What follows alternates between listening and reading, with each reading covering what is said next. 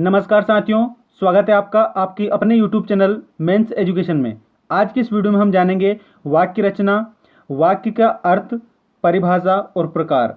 इस वीडियो में हम वाक्य के अर्थ के आधार पर कितने भेद होते हैं और रचना के आधार पर कितने भेद होते हैं ये हम सीखेंगे उदाहरण सहित। तो चलिए बिना देर के शुरू करते हैं आज का हमारा महत्वपूर्ण टॉपिक। इससे पहले यदि आप हमारे चैनल पर नए हैं तो चैनल को सब्सक्राइब कर लें और बेल आइकन भी दबा दें ताकि आने वाली अपडेट आपको तुरंत प्राप्त हो जाए। सबसे पहले हम देखेंगे वाक्य की परिभाषा। वाक्य किसे कहते हैं? मनुष्य के विचारों को पूर्णता से प्रकट करने वाले पद समूह को वाक्य कहते हैं। वाक्य किसे कहते हैं? मनुष्य के विचारों को पूर्णता से प्रकट करने वाले पद समूह को वाक्य कहते हैं। वाक्य सार्थक शब्दों का व्यवस्थित रूप है। कैसे शब्दों का? सार्थक शब्दों का। वाक्य सार्थक शब्दों का व्यवस्थित रूप है। वाक्य वह सार्थक शब्द समूह है जिसके द्वारा लेखक तथा वक्ता लिखकर एवं बोलकर अपने भाव या विचार पाठक या श्रोता पर प्रकट करता है। सामान्य अर्थों में वाक्य किसे कहते हैं? आप अच्छी तरह से इस परिभाषा को सीख लें। मनुष्य के विचारों को पूर्णता से प्रकट करने वाले पद समूह को वाक्य कहते हैं। वाक्य सार्थक शब्दों का व्यवस्थित रूप होता है। वाक्य वह सार्थक शब्द समूह है जिसके द्वारा लेखक तथा वक्ता लिखकर एवं बोलकर अपने भाव या विचार पाठक या श्रोता पर प्रकट करता है। इसके बाद में आता है वाक्य की विशेषता। वाक्य की क्या विशेषता होनी चाहिए ये आप देखें। सबसे पहली विशेषता, वाक्य में स्पष्टता होनी चाहिए। दूसरी विशेषता है पाठक या श्रोता के सोए भावों या विचारों को जागृति करने में समर्थ होना चाहिए। तीसरी विशेषता है वाक्य में शब्दों व पदों की तारतम्यता होनी चाहिए। और चौथी विशेषता है व्यर्थ के पदों व शब्दों का प्रयोग नहीं होना चाहिए। ये वाक्य की विशेषताएं हैं। इसके बाद में वाक्य के अंग। वाक्य के मुख्य रूप से दो अंग है, उद्देश्य और विधेय। अब उद्देश्य किसे कहते हैं ये आप ध्यान रखें। यदि आपसे पूछा गया कि वाक्य के कितने अंग हैं तो आप उसमें बताएंगे वाक्य के दो अंग है, उद्देश्य और विधेय। उद्देश्य क्या होता है? वाक्य में जिसके विषय में कुछ बताया जाता है। वाक्य में जिसके विषय में कुछ बताया जाता है उसे उद्देश्य कहते हैं। वाक्य का जो कर्ता है, प्राय वाक्य का कर्ता ही वाक्य का उद्देश्य होता है। जैसे राघव पढ़ता है, यहाँ पर राघव शब्द क्या है? ये उद्देश्य है। अब आप उद्देश्य समझे अच्छे से कि उद्देश्य होता क्या है। वाक्य में जिसके विषय में कुछ बताया जाता है उसे उद्देश्य कहते हैं। प्राय वाक्य का कर्ता ही, यहाँ पर ध्यान रखना है कर्ता पर, प्राय वाक्य का कर्ता ही वाक्य का उद्देश्य होता है। जैसे राघव पढ़ता है, इस शब्द में जो राघव क्या है? कर्ता है, मतलब ये उद्देश्य है, तो यहाँ पर उद्देश्य होगा। इसके बाद में आता है विधेय। अब विधेय क्या है ये आप देखें। वाक्य में उद्देश्य मतलब कर्ता के विषय में जो कुछ कहा जाता है वह विधेय कहलाता है। जैसे राघव पढ़ता है, तो यहाँ पर पढ़ता है क्या है? ये विधेय है। तो आप विधेय देखें। वाक्य में उद्देश्य मतलब कर्ता के विषय में जो कुछ भी कहा जाता है वो विधेय कहलाता है। उदाहरण जैसे यहाँ पर दिया गया है, राघव पढ़ता है। यहाँ पर कर्ता क्या है? राघव पढ़ता है, तो ये पढ़ता है जो है ये क्या है? विधेय है। इसके बाद में आता है वाक्य के भेद। वाक्य के भेद रचना के आधार पर और अर्थ के आधार पर। रचना के आधार पर भी वाक्य के भेद होते हैं और अर्थ के आधार पर भी होते हैं। सबसे पहले आप देखेंगे रचना के आधार पर वाक्य के भेद। वाक्य के 3 भेद होते हैं रचना के आधार पर। यदि प्रश्न बना कि रचना के आधार पर वाक्य के कितने भेद होते हैं तो वहां पर आपको बताना है कि रचना के आधार पर वाक्य के 3 भेद होते हैं। अब 3 भेद कौन कौन से होते हैं? सरल वाक्य, मिश्र या मिश्रित वाक्य और संयुक्त वाक्य। तो ये है रचना के आधार पर। और इसके बाद में आता है अर्थ के आधार पर। रचना के आधार पर तो 3 प्रकार के होते हैं और अर्थ के आधार पर 8 प्रकार के होते हैं। अर्थ के आधार पर वाक्य के भेद: विधिवाचक वाक्य, निषेधवाचक वाक्य, आज्ञावाचक वाक्य, प्रश्नवाचक वाक्य, विस्मयवाचक वाक्य, संदेहवाचक वाक्य, इच्छावाचक वाक्य और संकेतवाचक वाक्य। ये क्या है? 8 भेद हैं अर्थ के आधार पर और रचना के आधार पर 3 भेद हैं वाक्य के। अब इसके बाद में आता है रचना के आधार पर वाक्य के भेद। अब इन में आप देखेंगे सरल वाक्य किसे कहते हैं, मिश्रित वाक्य किसे कहते हैं और संयुक्त वाक्य किसे कहते हैं। जिसमें सबसे पहले हम देखेंगे सरल वाक्य। जिस वाक्य में एक मुख्य क्रिया होती है, आपको ध्यान रखना है कि जिस वाक्य में एक मुख्य क्रिया होती है और एक कर्ता होता है उसे सरल या साधारण वाक्य कहते हैं। इसमें एक उद्देश्य और एक विधेय रहते हैं। जैसे राघव गाता है, इस वाक्य में एक उद्देश्य मतलब राघव उद्देश्य और क्रिया विधेय गाता है, तो अतः एक क्या है, सरल वाक्य। अब सरल वाक्य क्या होता है, अच्छे से आप समझ लें। जिस वाक्य में एक मुख्य क्रिया होती है और एक कर्ता होता है उसे सरल या साधारण वाक्य कहते हैं। इसमें एक उद्देश्य और एक विधेय रहते हैं, जैसे राघव गाता है। इस वाक्य में एक उद्देश्य, मतलब एक तो उद्देश्य होना चाहिए, तो उद्देश्य क्या है, राघव, और क्रिया। इसके बाद में विधेय क्या है, गाता है। ये गाता है क्या है, ये विधेय है, अतः ये सरल वाक्य है। इसके बाद में आता है मिश्रित या मिश्र वाक्य।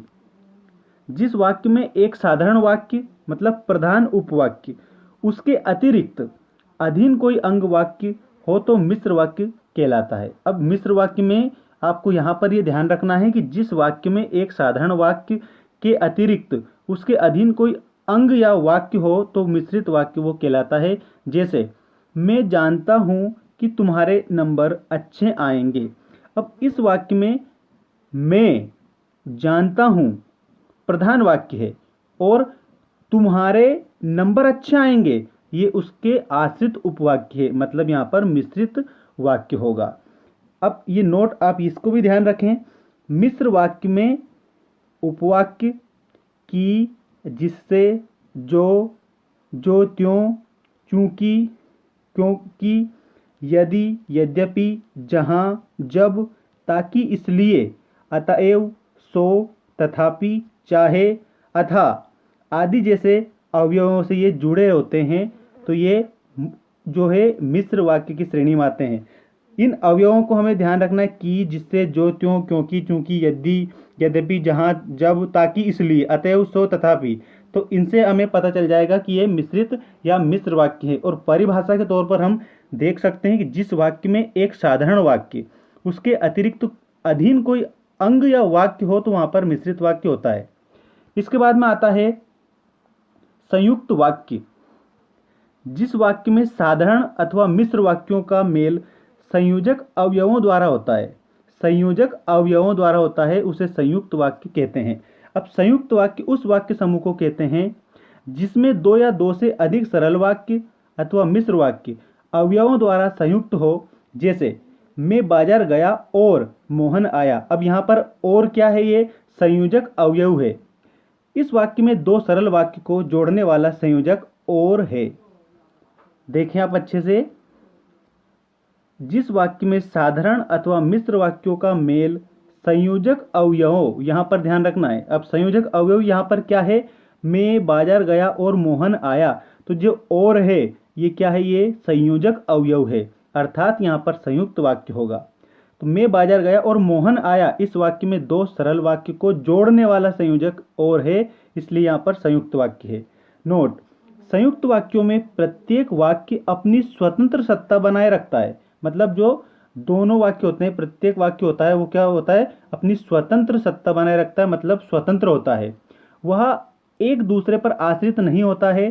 केवल संयोजक अवयव, जो संयोजक अवयव जैसे यहाँ पर अभी और आया था, संयोजक अवयव उन स्वतंत्र वाक्यों को जोड़ते हैं। केवल जो संयोजक अवयव हैं वो स्वतंत्र वाक्यों को जोड़ते हैं, तो वहाँ पर संयुक्त वाक्य होता है।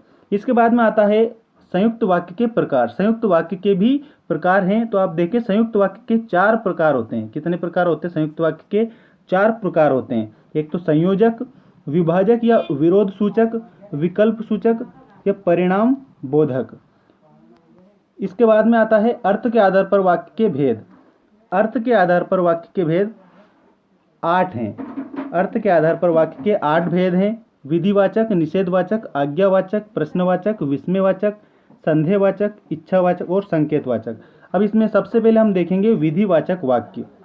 विधिवाचक वाक्य ऐसे वाक्य जिससे किसी काम के होने या किसी के अस्तित्व का बोध हो, वह वाक्य विधिवाचक वाक्य कहलाता है।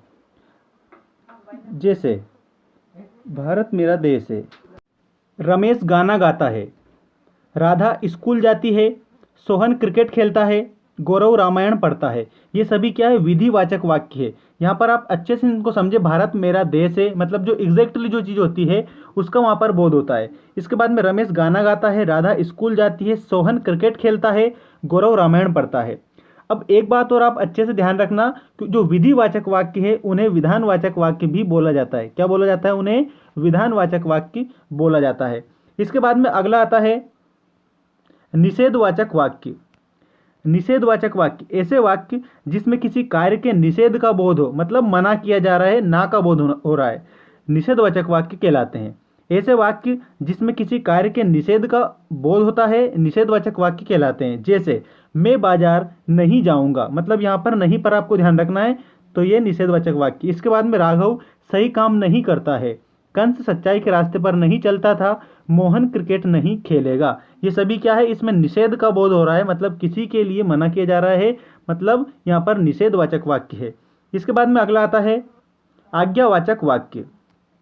आज्ञावाचक वाक्य ऐसे वाक्य जिससे किसी आज्ञा का बोध हो, आज्ञावाचक वाक्य कहलाते हैं। मतलब किसी भी आज्ञा का बोध होता है तो वहां पर कौन से वाक्य होते हैं? आज्ञावाचक वाक्य होते हैं। जैसे वहां जाकर बैठिए, मतलब किसी को आज्ञा दी, वहां जाकर बैठिए, तुम बाजार जाओ, कृपया शांति बनाए रखें, तुम मेरे साथ चलो, तुम गाओ। ये सभी क्या? इन सभी वाक्यों में आज्ञा का बोध हो रहा है, अर्थात ये सभी आज्ञावाचक वाक्य की सूची में आते हैं या आज्ञावाचक वाक्य की श्रेणी में आते हैं, या फिर यूं कहें कि इन्हें आज्ञावाचक वाक्य कहते हैं क्योंकि इसमें आज्ञा का बोध हो रहा है। इसके बाद में अगला आता है प्रश्नवाचक वाक्य। अब जैसे नाम से ही जाना जा रहा है प्रश्नवाचक वाक्य, ऐसे वाक्य जिससे किसी प्रकार के प्रश्न पूछे जाने का बोध हो प्रश्नवाचक वाक्य कहलाते हैं। जैसे तुम कहाँ जा रहे हो, और इसके बाद में प्रश्न सूचक चिन्ह लग रहा है, ये जरूर ध्यान रखना आप। तुम कहाँ जा रहे हो, क्या तुम पढ़ोगे, तुम किस कक्षा में पढ़ती हो, तुम क्या खाओगे, सलीम कब आएगा। अब प्रश्न सूचक वाक्य है और इसमें प्रश्न सूचक चिन्ह भी लगा हुआ है। तो ऐसे वाक्य जिससे किसी भी प्रकार के प्रश्न पूछे जाने का बोध होता है वहां पर प्रश्नवाचक वाक्य होता है। इसके बाद में अगला वाक्य आता है विस्मयवाचक वाक्य। विस्मयवाचक वाक्य किसे कहते हैं? ऐसे वाक्य जिससे किसी आश्चर्य, ऐसे वाक्य जिससे किसी आश्चर्य, दुख या सुख का बोध हो विस्मयवाचक वाक्य कहलाते हैं। यहाँ पर ध्यान रखना है आश्चर्य, दुख और सुख, ऐसे वाक्य जिससे किसी आश्चर्य, दुख या सुख का बोध हो वहां पर विस्मयवाचक वाक्य होता है या फिर उन्हें विस्मयवाचक वाक्य कहते हैं। जैसे अरे तुम आ गए, शाबाश तुम जीत गए, ओहो मैं फेल हो गया, बल्ले हम पास हो गए, अरे मोहन गिर गया। अब ये क्या? सभी विस्मय का बोध हो रहा है, मतलब यहाँ पर विस्मय सूचक चिन्ह भी इसमें लगा हुआ है, तो हम विस्मय सूचक चिन्ह के माध्यम से भी इन्हें पहचान सकते हैं कि ये विस्मयवाचक वाक्य है। जैसे अरे तुम आ गए, शाबाश तुम जीत गए, ओहो मैं फेल हो गया, बल्ले हम पास हो गए, अरे मोहन गिर गया। ये सभी क्या है? विस्मयवाचक वाक्य है। अब परिभाषा आप अच्छे से देखें, ऐसे वाक्य जिससे किसी आश्चर्य, दुख या सुख का बोध हो विस्मयवाचक वाक्य कहलाते हैं। इसके बाद में अगला वाक्य आता है संदेहवाचक वाक्य। ऐसे वाक्य जिससे किसी बात का संदेह प्रकट हो संदेहवाचक वाक्य कहलाते हैं। अब संदेह प्रकट होने वाले वाक्य को क्या कहते हैं? संदेहवाचक वाक्य कहते हैं। जैसे वह चला गया होगा, मैंने सुना होगा, शायद वह आ जाए, संभवतः वह सुधर गया, वह पढ़ लिया होगा। इसके बाद में अगला आता है इच्छावाचक वाक्य। इच्छावाचक वाक्य ऐसे वाक्य जिससे किसी प्रकार की इच्छा या शुभकामना का बोध हो। किसका? इच्छा या शुभकामना का, उन्हें इच्छावाचक वाक्य कहते हैं। ऐसे वाक्य जो होते हैं इच्छावाचक वाक्य कहलाते हैं। जैसे तुम सफल हो, भगवान तुम्हें लंबी उम्र दे, तुम हमेशा खुश रहो, सदा सुहागन रहो, तुम अपने कार्य में सफल हो। ये क्या है? इच्छा या शुभकामना का बोध हो रहा है इन वाक्यों के माध्यम से, तो ये सभी क्या है? इच्छावाचक वाक्य है। परिभाषा के तौर पर हम इसे देखेंगे, ऐसे वाक्य जिससे किसी प्रकार की इच्छा या शुभकामना का बोध हो इच्छावाचक वाक्य कहलाता है। इसके बाद में अगला आता है संकेतवाचक वाक्य। संकेतवाचक वाक्य जहां एक वाक्य दूसरे की संभावना पर निर्भर हो संकेतवाचक वाक्य कहलाता है। अब इसमें दूसरे की संभावना पर निर्भर हो रहा है तो वहां पर कौन सा वाक्य है? संकेतवाचक वाक्य है। जैसे यदि तुम परिश्रम करोगे तो सफल हो जाओगे, अगर तुम ध्यान देते तो ऐसा ना होता, अगर तुम जल्दी उठोगे तो स्वस्थ रहोगे, पानी ना बरसता तो धान सूख जाता, यदि तुम आओगे तो भी मैं आऊँगा। अब इसमें क्या है? संकेतवाचक वाक्य जहां एक वाक्य दूसरे की संभावना पर निर्भर हो, मतलब दूसरे वाक्य की संभावना पर। जैसे यदि तुम परिश्रम करोगे, मतलब परिश्रम करोगे तो सफल हो जाओगे, तो मतलब परिश्रम पर निर्भर कर रहा है, संभावना व्यक्त की जा रही है, मतलब संकेतवाचक वाक्य है।